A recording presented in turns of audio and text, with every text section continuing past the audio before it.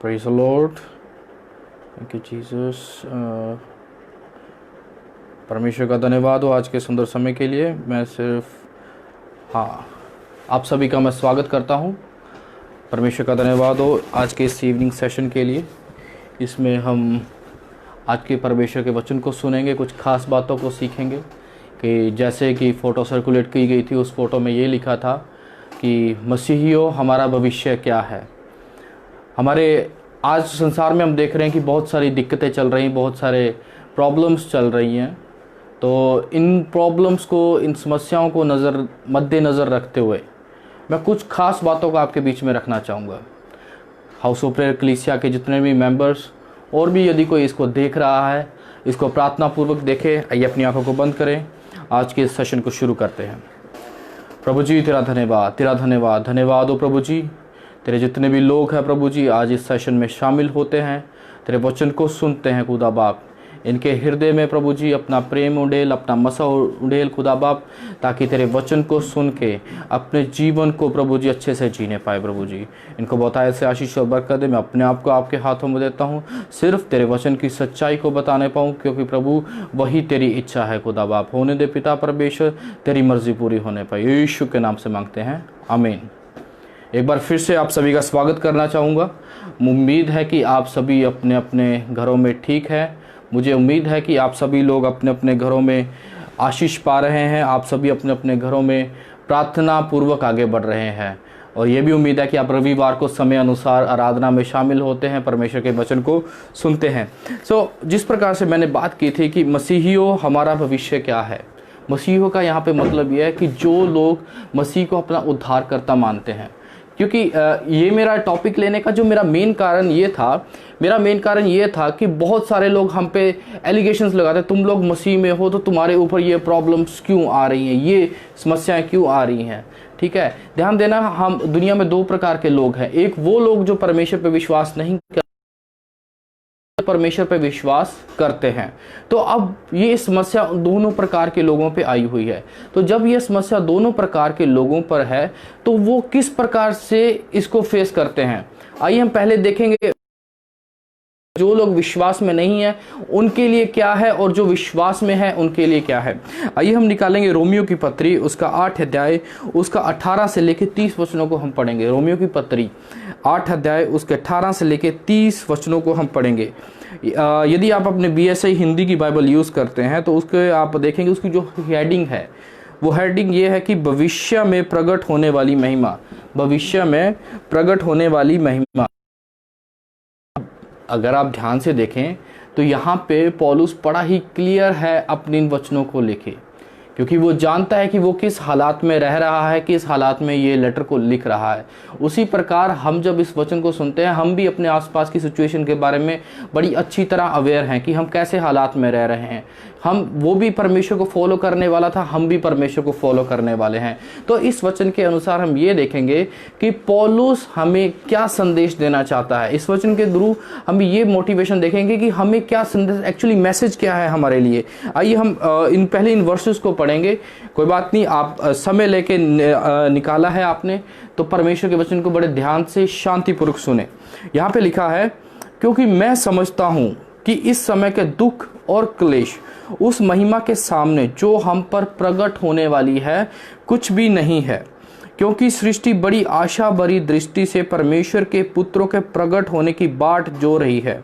क्योंकि सृष्टि अपनी इच्छा से नहीं पर अधीन करने वालों की ओर से व्यर्थता के अधीन इस आशा से की गई कि सृष्टि भी आप ही विनाश के दास्तव से छुटकारा पाकर परमेश्वर की संतानों की महिमा की स्वतंत्रता प्राप्त करेगी।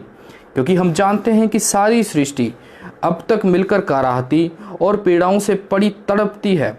और केवल वही नहीं, पर हम भी जिनके पास आत्मा का फल है, आप ही अपने में कराहते हैं और लेपालक होने की, अर्थात अपनी देह के छुटकारे की बाट जोते हैं।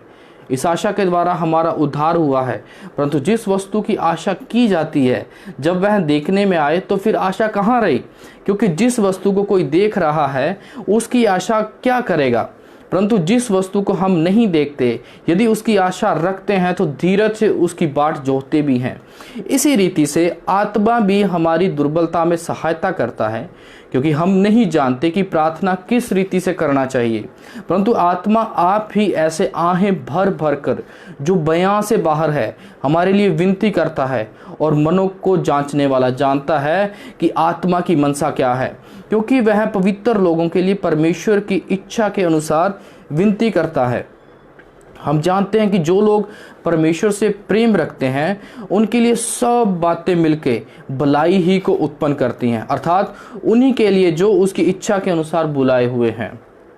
क्योंकि जिन्हें उसने पहले से जान लिया है उन्हें पहले से ठहराया भी है उसके पुत्र के स्वरूप में हो, ताकि वह बहुत भाइयों में पहलोठा ठहरे।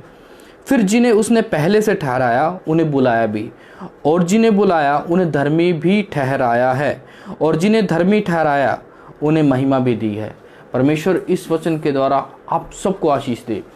आइए हम इन वचनों में बड़ी खास बातों को देखेंगे। ये जो वचन है रोमियो की पत्री है, ध्यान दीजिए, ये जो पत्री है ना, मेरी पूरी बाइबल के अंदर इस पत्री को मैं लगभग बार बार पढ़ता हूँ। बार बार मैं इसलिए पढ़ता हूँ, ये एक ऐसी पत्री है जो हमें ये सिखाती है कि परमेश्वर में पवित्रताई में कैसे बढ़ना है, और सबसे बड़ी बात परमेश्वर में सामर्थ्य के साथ कैसे बढ़ना है। आइए हम उन कुछ खास वचनों को देखेंगे। सबसे पहले हम देखेंगे 18 से 25 वचनों को। 18 से 25 वचनों को, इन 18 से 25 वचनों के अंदर हम ये देखेंगे किस प्रकार से पौलुस दुख और क्लेश और आने वाली जो महिमा है उसके बीच में कंपैरिजन कर रहा है, तुलना कर रहा है। हम पहली वर्ष पढ़ेंगे 18वीं आयत। क्योंकि मैं समझता हूं, यहां पे लिखा है, पौलुस कह रहा है कि मैं समझता हूं इस समय के दुख और क्लेश उस महिमा के सामने, इस समय के दुख और क्लेश उस महिमा के सामने,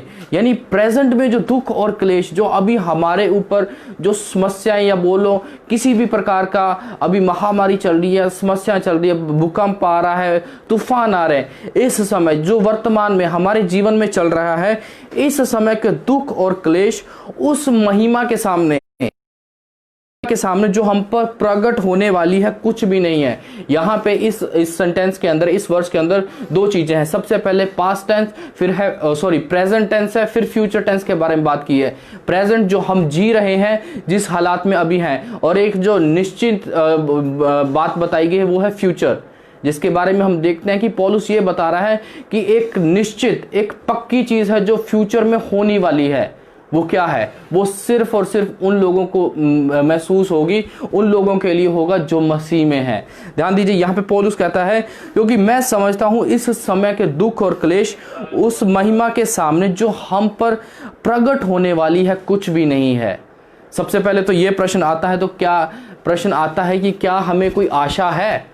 यदि हमें कोई आशा है परमेश्वर में होते हुए, यदि हम मसीह में हैं, हमें ये आशा है कि हम एक दिन स्वर्ग में होंगे परमेश्वर के साथ, तब ही हम सही ट्रैक पे हैं।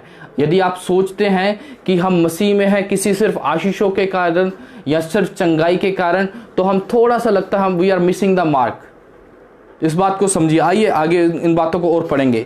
इस बात को हम सबसे पहले ध्यान देखिए कि दुख और क्लेश उस महिमा के सामने, मैं थोड़ा सा इस वर्ष के ऊपर जोर देके फिर धीरे धीरे आगे बढ़ना चाहूंगा। यहाँ पे जो प्रेजेंट के जो दुख और क्लेशा, हो सकता है हमारी जो वफादारी है उसको हिट करे, हमारा जो भरोसा है परमेश्वर को उसको हिट करे, हो सकता है हमें डिस्ट्रैक्ट कर दे। लेकिन इन बातों में से निकलते हुए हमारा अगर लक्ष्य हुआ कि हम उस महिमा को देखेंगे, ध्यान दीजिए, महिमा तो फिक्स है परमेश्वर की तरफ से, परमेश्वर की तरफ से हमें धर्मी ठहरा कर दी गई है, लेकिन हम उसको क्या रिसीव करते हैं या नहीं करते, ये हमारे ऊपर है। आइए आगे बढ़ते हैं। फिर आगे पौलुस लिखता है, क्योंकि सृष्टि बड़ी आशा भरी दृष्टि से परमेश्वर के पुत्रों के प्रकट होने की बाट जो रही है, क्योंकि सृष्टि अपनी इच्छा से नहीं पर अधीन करने वालों की और व्यर्थता के अधीन इस आशा से की गई है कि सृष्टि आप ही, यहाँ पे परमेश्वर के आगमन के बारे में भी बहुत सारे लोग वेट कर रहे हैं कि कब परमेश्वर, 19वें वचन में देखते हैं, क्योंकि सृष्टि बड़ी आशा भरी दृष्टि से परमेश्वर के पुत्रों के प्रकट होने। यहाँ पे यदि आप वचन में देखें, जब प्रभु यीशु मसीह का दूसरा आगमन होगा तो बहुत सारे मुर्दे फिर से जी उठेंगे। यहाँ पे इस वर्ष के अंदर हम इन चीजों को देखते हैं, इन चीजों को समझने की जरूरत है। फिर आगे देखते हैं, क्योंकि सृष्टि अपनी इच्छा से नहीं पर अधीन करने वालों की ओर से, यानी कुछ लोगों की इच्छा की ओर से व्यर्थता के अधीन इस आशा से की गई कि सृष्टि आप ही विनाश के दास्तव से छुटकारा पाके परमेश्वर की संतानों की महिमा की स्वतंत्रता प्राप्त करेगी। यहाँ पे ये बता रहे कि जो संसार में जो लोग हैं वो अपने ही एफर्ट से छूटना चाहते हैं। वो सोचते हैं कि हम ये काम करेंगे, हम परमेश्वर की ग्रेस को रिसीव करेंगे। यहाँ पे फिर से पढ़ूंगा, सृष्टि भी आप ही विनाश के दास्तव से छुटकारा पाके, यहाँ पे people are trying to deliver themselves which is not possible. जब हम इस बात को क्लियर कर लेंगे कि हम खुद अपने आप को नहीं छुड़ा सकते, हमें छुड़ाने वाला कोई है, वो है परमेश्वर। इस चीज का बड़ा ध्यान दे, जब आप वचन पढ़ते हैं बड़े ध्यान से पढ़िए। फिर आगे देखते हैं, क्योंकि हम जानते हैं कि सारी सृष्टि अब तक मिलकर करहाती और पीड़ाओं में पड़ी तड़पती है। ये सारी सृष्टि के बारे में है। जो परमेश्वर पे विश्वास नहीं रखते वो पीड़ाओं में तड़प रही है, वो अपने आप ट्राई कर रहे हैं। लेकिन अब यहाँ पे क्लाइमेक्स शुरू होता है। आगे देखिए, केवल वही नहीं, हम भी, अब हमारी बात आती है। पौलुस इसमें अपने आप को और उन लोगों को गिन रहा है जो परमेश्वर को मानते हैं। यहां पे लिखा है, केवल वही नहीं पर हम भी, जिनके पास आत्मा का फल है, आत्मा का फल है, आप ही अपने आप में करहाते और लेपालक होने की अर्थात देह के छुटकारे की बाट जो रहे हैं। अब यहाँ पे विपदी दोनों प्रकार के लोगों पर आ रही है। दोनों प्रकार के लोगों का मतलब ये कि वो लोग जो परमेश्वर पे भरोसा भी करते हैं और जो परमेश्वर पे भरोसा नहीं भी करते हैं। ध्यान दीजिए, जो परमेश्वर पे भरोसा नहीं करते हैं उन पे भी विपत्ति है, जो परमेश्वर पे भरोसा करते हैं उन पे भी दुख और क्लेश है। फर्क क्या है? जो जिनके ऊपर दुख क्लेश है उनके ऊपर कोई, उनके अंदर कोई आशा नहीं है। ठीक है, दे आर ट्राइंग देमसेल्व्स कि हम इस चीज से छुटकारा पा जाएं।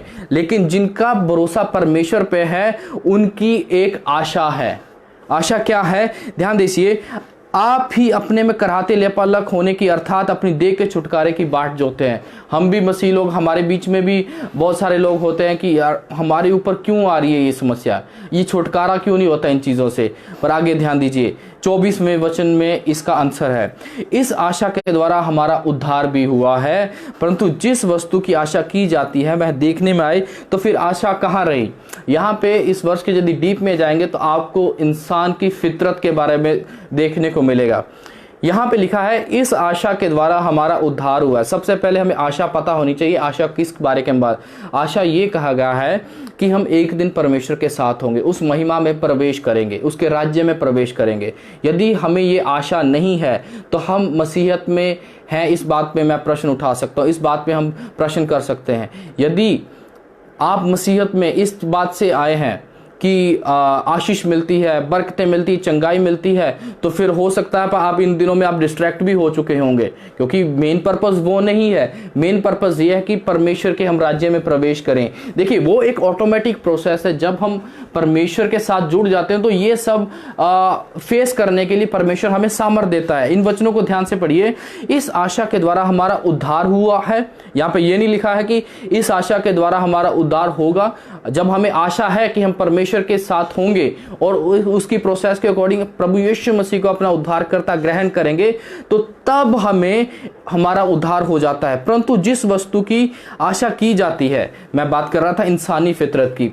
देखिए, जब इंसान को कुछ मिल जाता है तो वो ऑटोमेटिक कुछ दिनों के बाद उस चीज को भूल जाता है, तो यानी उसकी आशा खत्म होगी। तो उसी प्रकार जीते रहते हो हमारा जीवन, जब तक हम जिंदा है तो हमारे जीवन में एक ही आशा होनी चाहिए। आशा मतलब एक विजन होना चाहिए कि हाँ, हम एक दिन, हमारा भविष्य ये होगा कि हम परमेश्वर के साथ होंगे, ये हमारा फ्यूचर होगा, ये हमारा भविष्य होगा। ठीक है, तो दुनिया में रह रहे हैं, जो अपना भविष्य है वो अपना भविष्य दूसरों के साथ शेयर करना है ताकि वो भी आपके भविष्य में आपके साथ प्रवेश कर सके। हालेलुया। मुझे उम्मीद आप समझ पा रहे हैं। ध्यान दीजिए, परंतु जिस वस्तु की आशा की जाती है जब वह देखने में आए तो फिर आशा कहाँ रही, क्योंकि जिस वस्तु को कोई देख रहा है उसकी आशा क्या करेगा।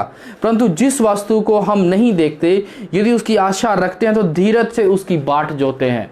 यहाँ पे अभी हमने परमेश्वर के राज्य को नहीं देखा, अभी हमने अपना फ्यूचर नहीं देखा, लेकिन हमने सुना है, हमने पढ़ा है कि हम एक दिन परमेश्वर के साथ उसके राज्य में प्रवेश करेंगे। तो इसलिए वचन ये कहता है, धीरज से उसकी बाट जोते भी हैं।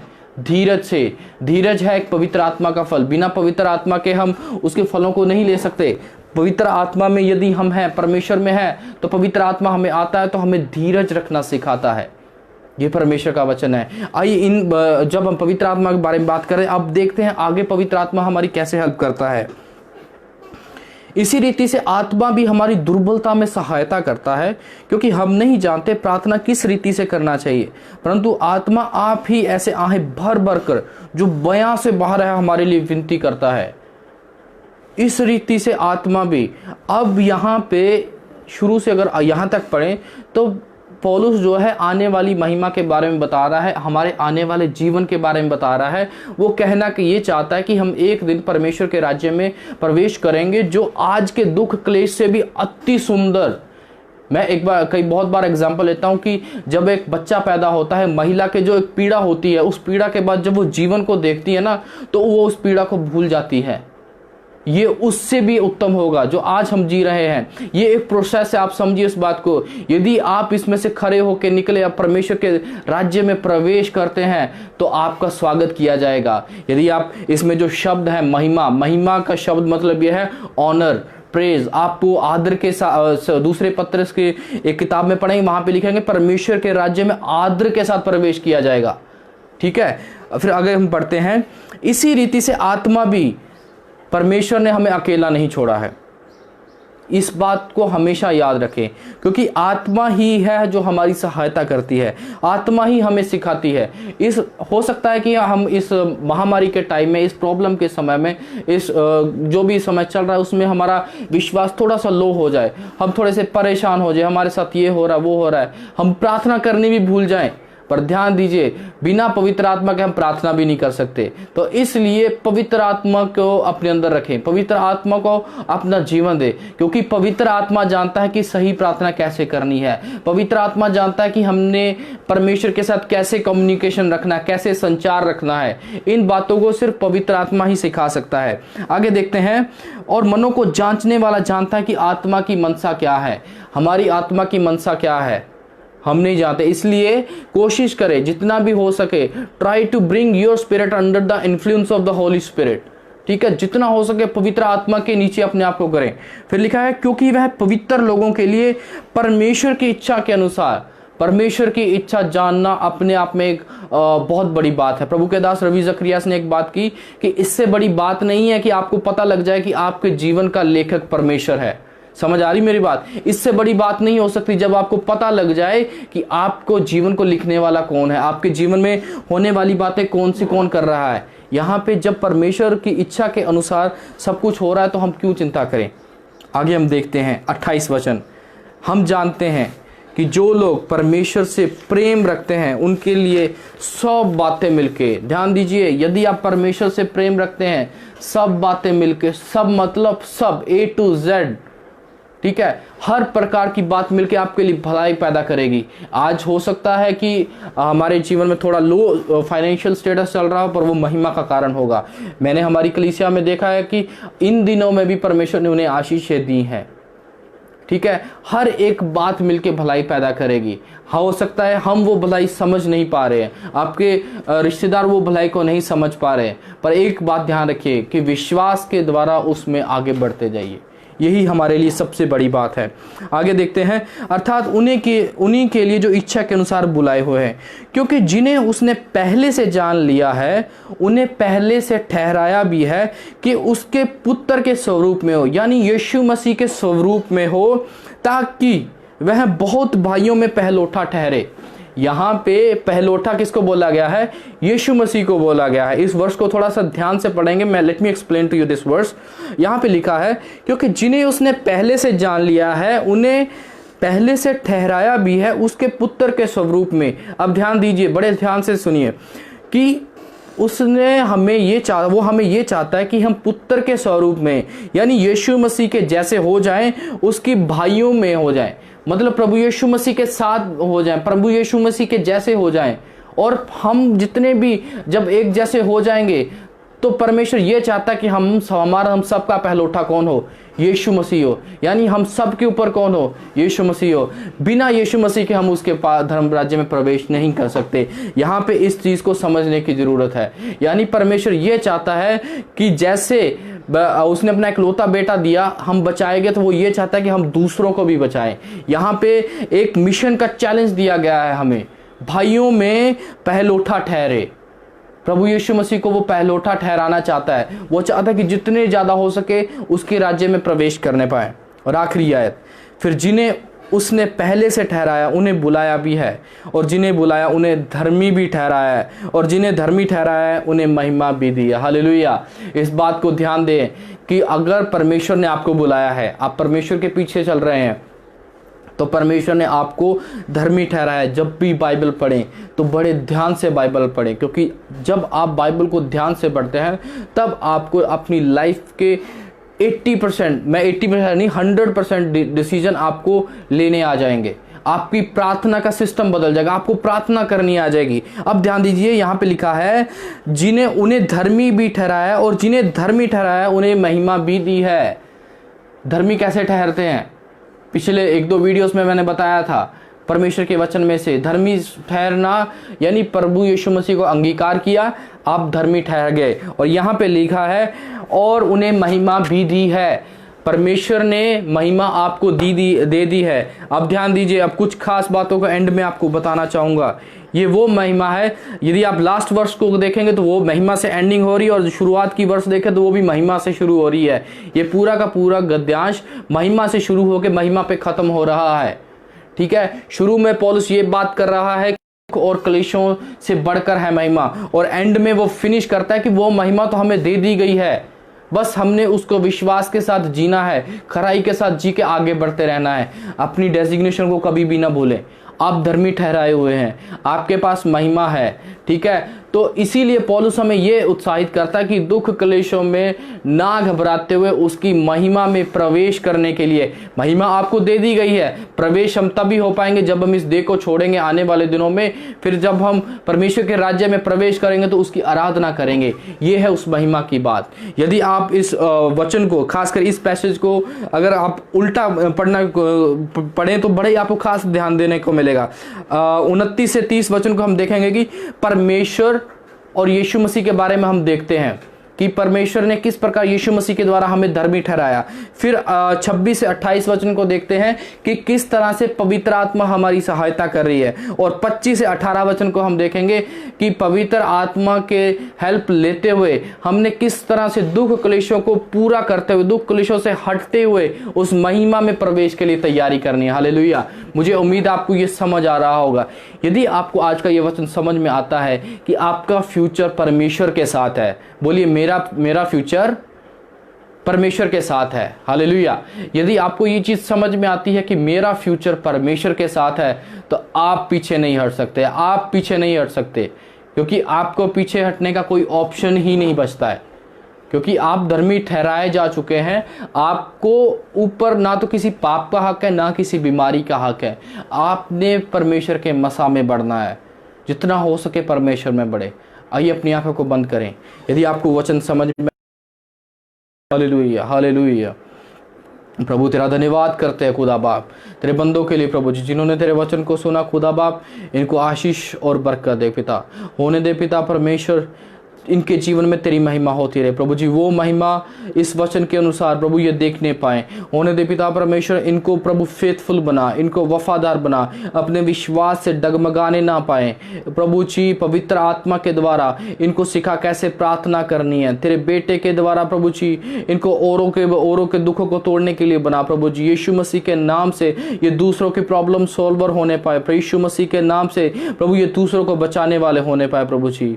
और एक दिन प्रभु जी स्वर्ग राज में प्रवेश करने पाए प्रभु जी। हमारा विश्वास है कि हमारा फ्यूचर परमेश्वर है, हमारा कॉन्फिडेंस परमेश्वर है प्रभु जी। यीशु मसीह के नाम से जिन्होंने सुना, जो अभी आने वाले दिनों में सुनेंगे, यीशु के नाम से इनको ब्लेस करते। जो भी इस वीडियो को देखे यीशु मसीह के नाम से प्रभु जी इनको आशीषित घोषित करते, इनको ब्लेस करते प्रभु जी। धन्यवाद दुआ सुनने के लिए यीशु के नाम से मांगते हैं, आमीन। परमेश्वर आप सबको आशीष दे। अपना ख्याल रखें, और रविवार ठीक 10 बजे इसी पेज पे हम आराधना में मिलेंगे। परमेश्वर का वचन भी होगा, गीत भी होंगे और कुछ सूचनाएं भी होंगी।